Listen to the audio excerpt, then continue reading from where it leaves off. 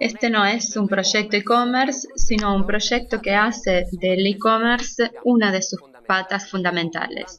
Veremos cuáles son las otras durante esta noche. Pensé de plantear esta presentación de esta manera. Todos sabemos que el e-commerce es una dinámica social muy compleja que se relaciona con la tecnología, pero esta cuestión de la tecnología es un poco un falso mito con respecto al e-commerce. Ya todos quienes hablan y se ocupan de e-commerce se dieron cuenta, que es lo que quisiera subrayar esta noche, es el aspecto social, la interacción entre los individuos, porque la tecnología reemplazó una modalidad de interacción que antes no preveía determinadas cosas, sino que velozmente las dinámicas del e-commerce cayeron en lo que desde hace siglos caracteriza el comercio tradicional. De esto hablaremos esta noche.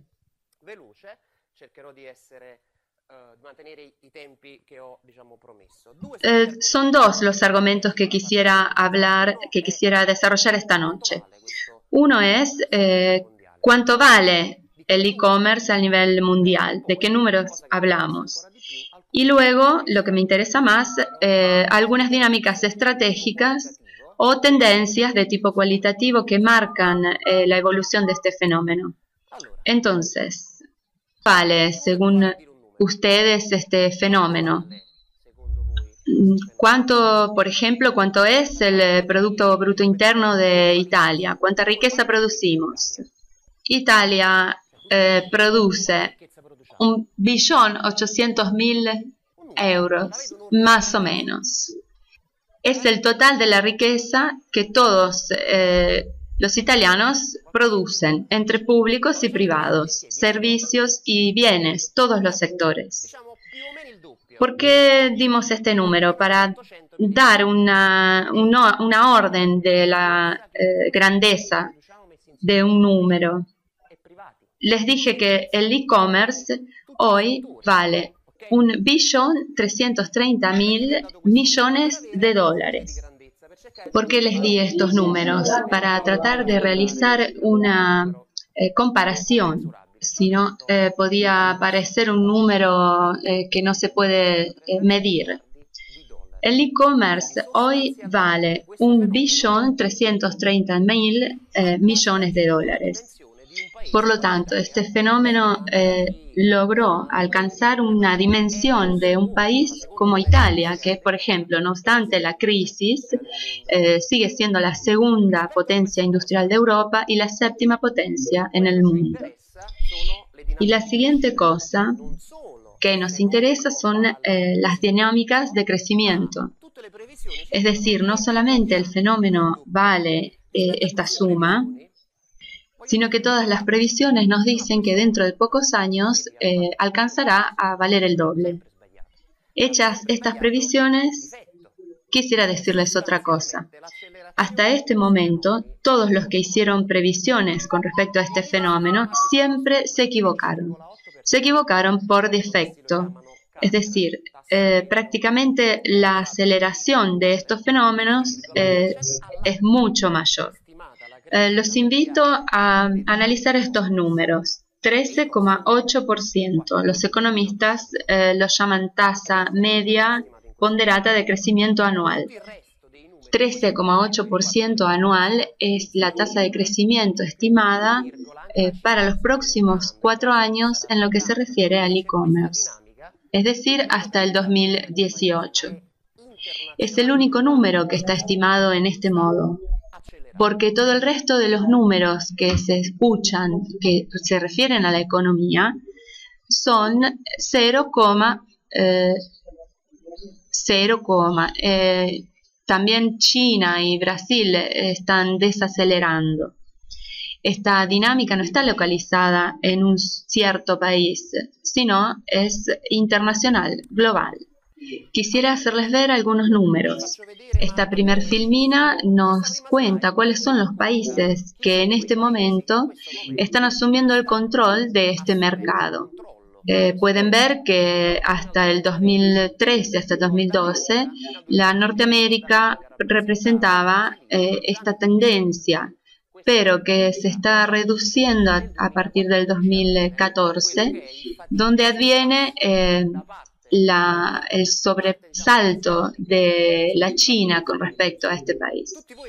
Todos ustedes recordarán la anécdota de Alibaba, el profesor de matemática chino, que se acercó a Wall Street para hacerse financiar un proyecto, y su proyecto quisiera desarrollar un portal comercial más grande que Amazon. Pero le dijeron, nos están tomando el pelo, vuélvase a China. Después de 7 años, regresó a Wall Street con su proyecto desarrollado para ponerlo en cotización y realizó la primera oferta, la oferta inicial, que fue la más grande en la historia de Wall Street en las jornadas de cotización. Otra filmina muy importante es esta, que trata de individuos, no de euros. Nos dice en este caso cuál es la penetración digital, cuántas son las personas que utilizan la tecnología digital con respecto al total de la población. Estos números pueden parecer pequeños, por ejemplo, Norteamérica, 78% de la población. Pero tenemos que quitar a los niños, por ejemplo, de 3 años, las personas ancianas, con respecto a eso, el 78%. Y estas dinámicas están en continuo crecimiento en todos los países. Este fenómeno representa una recuperación muy rápida con respecto a las economías retrasadas. Y esto presenta también una serie de problemas en el sentido de la administración de la distribución de los réditos. Esta cosa podría abrirse, según algunos economistas, por ejemplo, demuestran que la apertura de los réditos aumenta, pero otros economistas retienen que el e-commerce puede activar una serie de mecanismos para la microempresa que puede reducir la apertura de los réditos. Veamos qué cosa sucede en Europa, por ejemplo. ¿De qué hablamos en Europa? Hablamos de casi 358.000 millones de euros con 820 millones de personas, de las que 524 millones usan Internet. Y un número todavía más interesante, 204 millones, son los shoppers, es decir, los compradores online. Veremos que una serie de creencias que había sobre el e-commerce en realidad ahora fueron borradas, no se verificaron.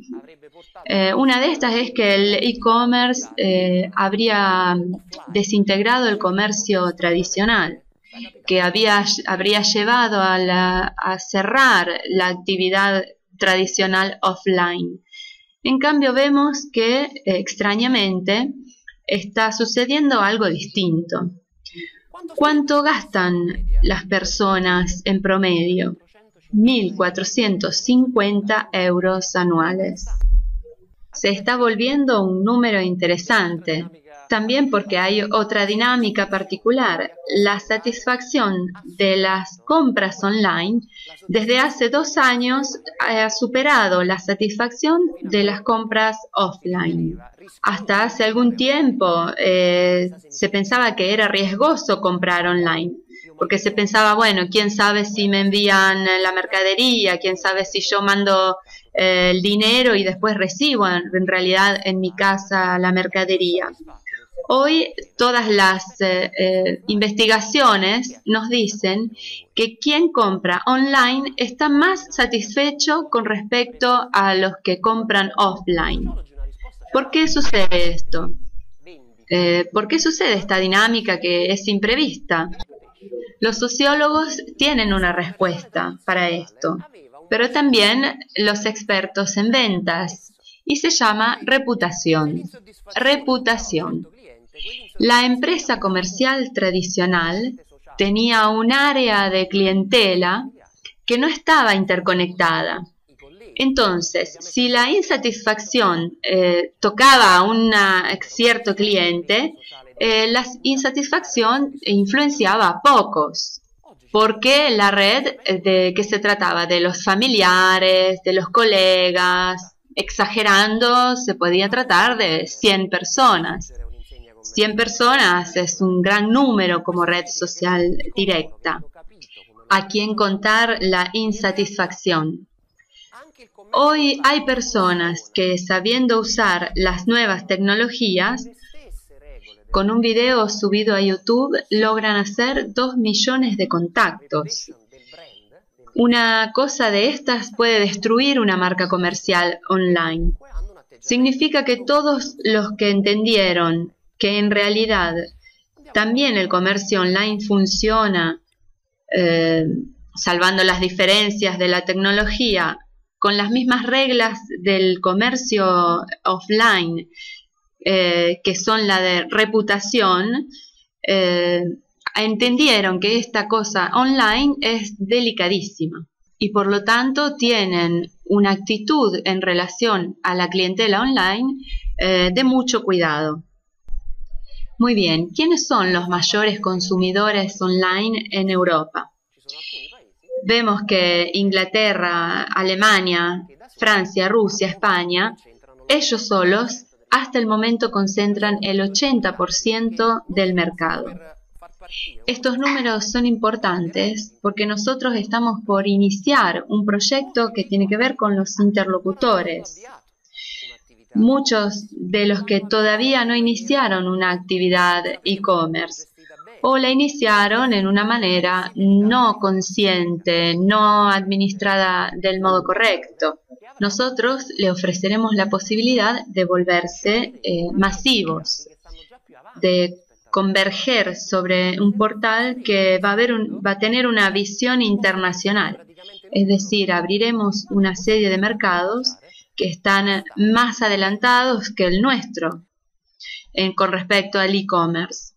Y de este modo vamos a reforzar con un costo mínimo, prácticamente nulo para quienes adhieran, y daremos la posibilidad de comenzar en este campo. Veremos ahora el gráfico de cuánto vale este modo en este país. Vale casi 22.000 millones de euros. Esto se refiere a los años 2010, 2011, 2012, 2013, años de crisis, años en los que si se observan cualquier otro gráfico, la tendencia es al descenso. Sin embargo, también este ámbito de nuestro país, no obstante la crisis, no obstante lo que todos definen como una crisis de consumo, esto es lo único que crece y crece significativamente. Podemos decir, ojo, en el 2013 la aceleración se redujo y los números, las cifras del crecimiento ya no son más 2, sino 1. Lo ven, es más 32, más 58, más 6. Hay una suerte de desaceleración en el crecimiento, pero sin embargo, también en estos años de grandes crisis, el e-commerce creció mucho. ¿Qué compran en Italia las personas? Aquí tenemos un pequeño gráfico. La mitad del flujo de e-commerce en Italia se relaciona a lo que se llama entertainment, entretenimiento, es decir, juegos, apuestas, es decir, bienes intangibles, servicios. Luego están los viajes, el turismo. ¿Quién de nosotros, cuando tiene que hacer un viaje antes de ponerse en movimiento, no va a internet y va a hacer una vuelta por todos estos sitios para averiguar con respecto al destino e informarse? Incluso uno puede visitar o observar los videos de otras personas, ver qué ha compartido otro turista, otras personas en otra parte del mundo con respecto a este destino, que visitó, por ejemplo, Egipto hace 15 días. Alguno escribe algún artículo con respecto a determinado tipo de viaje o con respecto a un determinado restaurante. Todo este mundo de conocimiento se vuelve gratuito y a la mano de todos, creando una economía que hasta ahora no existía. Muy bien, regresemos ahora a la cuestión de la falsa voz de la tecnología. Hasta hace un tiempo, cuando se hablaba de New Economy, a quien le preguntara ¿qué es la New Economy?, te respondían, es la Internet, economía de Internet. ¿Y qué significaba economía de Internet? La economía digital, la de las máquinas, de las computadoras. Y por lo tanto, otra burbuja. Además de la burbuja inmobiliaria, esta otra burbuja de la New Economy explotó después de un par de años. Sin embargo, ahora se sigue hablando de la New Economy, pero ¿a qué se refiere? Se refiere a otra cosa. Se refiere a la economía del conocimiento. La economía del conocimiento es completamente un fenómeno nuevo, distinto a todo lo que existió hasta ahora en la humanidad. Hagamos un ejemplo. Si ustedes tienen dos productos de dos personas que intercambian estos productos, ¿qué obtienen? Obtienen la inversión de estos productos. Vos me das a mí la virome, yo te doy a vos la hoja, y al final mi hoja la tenés vos y tu virome la tengo yo. Esto siempre fue así en la economía. La economía está basada en la exclusión. Muchos excluidos y pocos que acumulan. La economía del conocimiento es una cosa extraña. Si vos tenés una idea, un proyecto, y me lo decís a mí, y yo tengo un proyecto y te lo digo a vos, al final del intercambio, ¿qué es lo que sucede? Que los dos tenemos dos ideas, dos proyectos.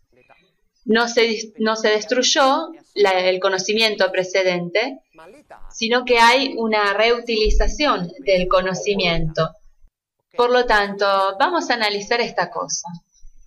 Cuando analizamos la desocupación, ¿por qué la desocupación se vuelve estructural? Probablemente porque nuestros sistemas están basados sobre un concepto atávico que es el de la edad. Porque a la edad está asociada el vigor físico. Pero la edad, por ejemplo, si pensamos en los modelos de jubilación, uno se jubila a una cierta edad. Llegamos a la mayoría de edad a una cierta edad. Vamos a la escuela a una cierta edad. Por lo tanto, estamos basados en esta cuestión de la edad. ¿Y por qué? Porque la edad estaba relacionada al esfuerzo físico, a la capacidad de prestar un trabajo físico. Porque a un cierto punto, en un cierto momento, ya no podés esforzarte más. ¿Cuántos son hoy los que tienen más de 70 años, 60 años, 80 años, que son muy capaces de crear valor? En cambio, ¿cuántos son los jóvenes de 20 años que no logran insertarse en ningún lado? Tendencialmente, los segundos tendrían que estar jubilados, no los primeros. Es una revolución. Es una cosa que nunca sucedió. Que la edad no esté más relacionada con la capacidad de crear valor. Es una revolución. Es más, quien es mayor de edad, quien más edad tiene una red social mucho más amplia. Y utilizando este conocimiento, esta red de relaciones, puede utilizarlo 1000 veces. En cambio, quien es joven no puede obtener la misma capacidad. Dice, bueno, no importa, no quiero 100 euros por día, quiero 50 o 40 o 30. La economía del conocimiento le dice, no logro obtener ni siquiera 10. Estos son fenómenos contra los que no podemos hacer nada, simplemente tenemos que lograr comprenderlos. En la duración de la jornada de trabajo, el e-commerce trabaja sobre esto, sobre la economía del conocimiento. ¿Quién es el comprador online? Veamos un perfil, por ejemplo, con respecto a la población italiana. ¿Quién es el cliente habitual? Están entre la franja de edad de los 18 y los 44 años. Otra cuestión interesante, los clientes habituales están en continuo crecimiento. ¿Qué significa? Que quien cambió el paradigma, quien comenzó a usar esta tecnología para realizar las compras, ya se ahorra la dificultad de entrar en un negocio. Y de todas maneras, por más que entre en ese negocio, necesita tener la posibilidad de tener a mano la información con respecto al e-commerce. Recuerden esta cuestión de integración entre el negocio físico y el negocio online, porque es una de las claves que nosotros tenemos que tener en cuenta también en la comunicación de nuestro proyecto. Este proyecto se basa en la idea de la integración entre online y offline. Se funda sobre esta cuestión. Pasamos a la segunda parte. ¿Cuáles son las dinámicas cualitativas más importantes? En este testimonio cito 3 trabajos. 2 se refieren a diarios y 1 a un libro.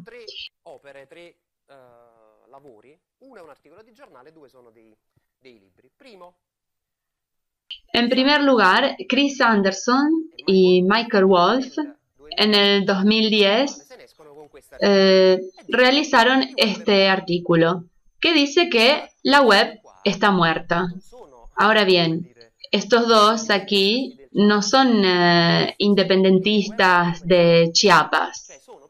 Estos dos son dos que pensaron, analizaron la web y son personas que hacen de la Internet su negocio, su trabajo, son gurúes de la web. ¿Y por qué dicen esta cosa? Porque quieren hacernos reflexionar sobre una cuestión. Web e Internet no son la misma cosa. Son 2 cosas distintas. El web es una parte de Internet. Hasta un cierto punto fue la parte principal, pero desde hace algunos años a esta parte ya no es la parte principal, sino que está perdiendo cada vez más espacio. De hecho, aquí yo, entre comillas, cite su artículo. Te despertás y controlás tu correo en el iPad con una aplicación. Mientras estás desayunando, visitas Facebook o Twitter o lees el diario y hay otras 3 aplicaciones. Mientras te vas al trabajo, escuchas un podcast en tu smartphone y otra aplicación. En el trabajo lees los feeds RSS y hablas con tus contactos por Skype, otra aplicación. Al final del día, cuando estás de nuevo en tu casa, escuchaste música en Pandora, jugaste con la Xbox, miraste una película en streaming en Netflix y pasaste todo el día en Internet, pero nunca estuviste en la web. Y no sos vos el único, porque ya todos hacemos esto. Esto significa que lo que hoy tiene la marca y quien tiene el mayor poder en la web, que es Google, está empezando a tener una serie de dificultades. Porque estos mundos son mundos donde Google no está, no va. son mundos de la comunidad, de las personas que comparten algo. Se encuentran aquí como los atenienses se encontraban en las plazas. Por lo tanto, la primera referencia, en el 2010, la intuición de Chris Anderson. ¿Qué pasó en este tiempo? Los minutos dedicados a la navegación de Internet a través de la web pasaron a un segundo plano con respecto a los minutos dedicados a Internet, pero sin pasar por Internet, sino a través del mobile. Es decir, el adelanto que habían previsto en el 2010, entonces sucedió. Hoy el web está perdiendo cada vez más espacio a favor de mecanismos cada vez más mobile, más personales, que de todas maneras al mismo tiempo nos conectan con una red social. Piensen ustedes, a través de una red social. No nos fijemos que la conexión sucede a través de la tecnología. Lo que cuenta es que se conectan, no importa que sea a través de la tecnología, porque en la red yo tengo una personalidad social. La segunda idea que quisiera transferirles es cuál es el elemento clave en la locución del e-commerce. Todos nos dicen que ya lo que cuenta es el commerce, no la E que está por electronic. Porque ya con respecto al e-commerce, lo que cuenta es lo que siempre se tuvo en cuenta para la economía real, es decir, la confianza, la capacidad de transmitir a través de una marca, de un brand, a través de un comportamiento, a través de un artículo, es decir, lo que dicen otros sobre un producto, sobre un sitio. Los sociólogos desde hace mucho hacen este tipo de experiencias. Les cuento una. Dicen que nosotros, aunque todos contamos que todos estamos abocados a ser líderes, en realidad nuestro cerebro está proyectado para seguir y no para guiar, para hacer de followers y no para ser de líder. Porque seguir a otro que ya abrió una calle reduce los riesgos. Hay muchas experiencias, experimentos sobre esta cuestión.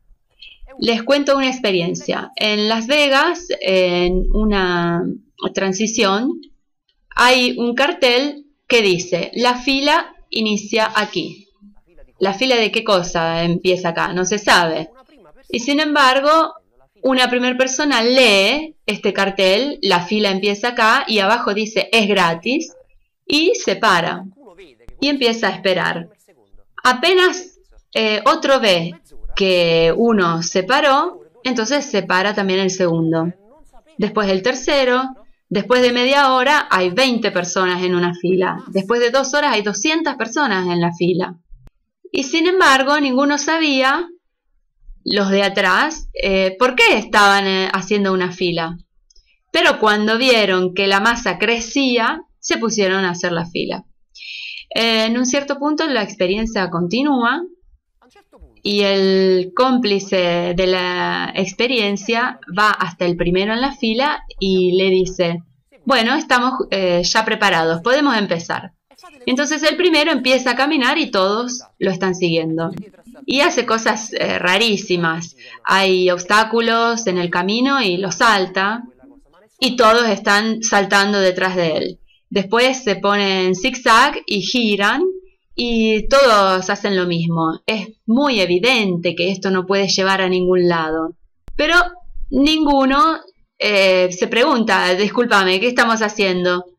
¿Y por qué sucede esto? Porque las dinámicas sociales de la imitación de un comportamiento que alguna otra persona más autorizada, alguien que está antes de nosotros, lo imitamos. Pensemos en las dinámicas de las compras de los títulos en la bolsa. ¿Cuántas veces uno se mueve porque piensa que el otro que se movió sabe más que nosotros? Entonces, las dinámicas tratan de copiar qué hace el otro. Por ejemplo, en un curso, en un concurso, cuando te copias, ¿qué sabes si el que está frente a vos sabe más? Está más preparado. Si esa mañana recién lo conociste, ¿por qué lo copias? Porque así funciona el following. La confianza está basada justamente en esta cosa. Amazon realizó muchos de estos experimentos y se da cuenta que en un mismo artículo, el mismo producto, el mismo precio, el mismo packaging, si en uno hay 10 artículos, 10 comentarios y en cambio el otro no tiene ninguno, ¿quién lo compra? Compra el que tiene más comentarios. ¿Por qué? Porque el otro ninguno lo compró. Esta es la dinámica que está basada en la confianza. Miremos qué nos dicen los datos. Que en todos los sectores, independientemente del producto o del precio, las primeras 30 marcas concentran la mayor parte de las citaciones. El 82% de las citas está concentrado en las primeras 30 marcas. Es decir, también este mundo, tecnología, etc., inexorablemente recayó en las mismas dinámicas que caracterizan el comercio real desde siempre. Los comportamientos de los individuos, siempre desde la época de las cavernas, hicimos siempre así. No cambió nada. Cambió solo la herramienta. Finalmente, ¿qué sucede como interacción entre online y offline? Esta es otra diapositiva interesante. Nos dice que la red influencia las compras offline. Pero como no era contrariamente, no tendríamos que haber salido corriendo de los negocios para ir a Internet. ¿Cómo sucede esto? Más del 30% de los compradores realiza lo contrario. Busca en Internet, se informa muy bien sobre todas las cosas y después se va a los negocios. Pero ¿cómo no tenía que ser al revés? Las compras online influencian 5 veces más las compras offline. Entonces, recordemos las dinámicas que les comenté antes. La confianza, el valor de la marca, el comportamiento imitativo, del following, la posibilidad de estar dentro de una red. Dentro de un poco verán que todo esto es lo que presentaremos. Es OnSoya. Otra referencia, Reverse Commerce. ¿De qué se trata esto? Es la síntesis de lo que venía comentándoles. Es la práctica del showrooming. ¿Qué era? Era quien hacía todo lo contrario. Iba al negocio a ver los productos, elegía el producto que le interesaba y después iba y lo compraba online. Según algunas personas, hasta hace algunos años atrás, esta dinámica habría destruido los negocios. En cambio, ya vimos que está sucediendo todo lo contrario. Las personas comúnmente, cada vez más seguido, se informan online y después van y compran el producto. Sino, aún más, se está ofreciendo la etiqueta Reverse Commerce. Por lo tanto, vos venís al negocio, la relación se vuelve más fluida, más estrecha. Porque yo te digo, podés comprar aquí en este negocio o podés comprar en otro lugar que yo tengo online, donde compras más cómodamente, donde puse ciertas ofertas. Pero mientras tanto, sabes que tenés algo que hacer conmigo. Estás conectado conmigo, que es en mi cara lo que te garantiza que aquella compra va a ser buena. Entonces está el elemento de la confianza. se entiende como las potencialidades del digital, que en realidad habría destruido el comercio tradicional, en realidad están modificando, pero no destruyendo. Amazon no va a ser el último de los operadores del comercio electrónico. ¿Pero qué está haciendo? Está abriendo locales físicos.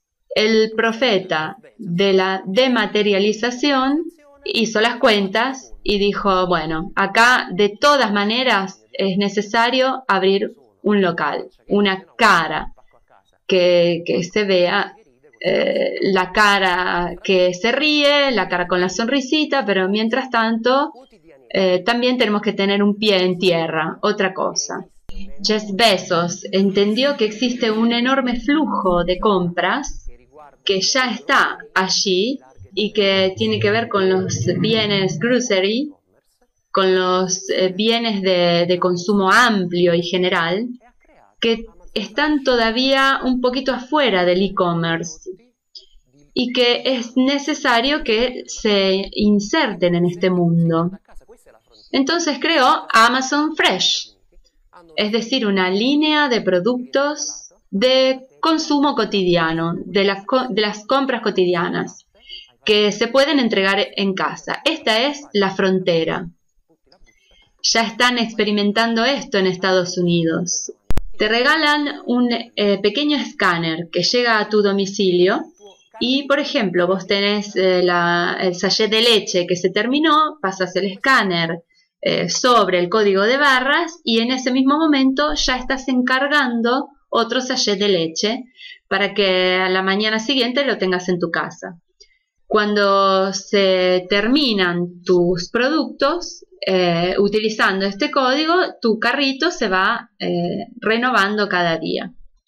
Un último elemento, la vaca violeta. ¿Escucharon alguna vez sobre esto? La persona que habla sobre la vaca violeta se llama Seth Godin. Es un gurú del marketing. ¿Y de qué se trata? Se trata de esa cosa extraordinaria, lo que te hace dar vueltas la cabeza, lo que te hace mirar, porque a lo ordinario, a la cotidianeidad, ya te acostumbraste. No miras más esas cosas. La vaca marrón es la de siempre. ¿Y qué te importa otra vaca marrón? En cambio, si ves una vaca violeta, y bueno, te interesa. En esta metáfora de vaca violeta está encerrado el concepto de extraordinario o de invisible. Si vos querés que alguien se interese en tu proyecto, si querés que alguien se interese en tu producto, necesitas ser un poco extraordinario, fuera de los esquemas, porque si no ya lo hizo otro, y otro más, y otro más, y no sos extraordinario. Y si no sos extraordinario, sos invisible.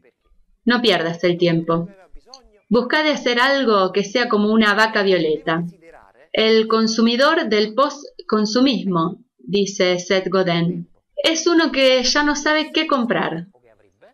¿Por qué? Porque tiene todo lo que le hace falta.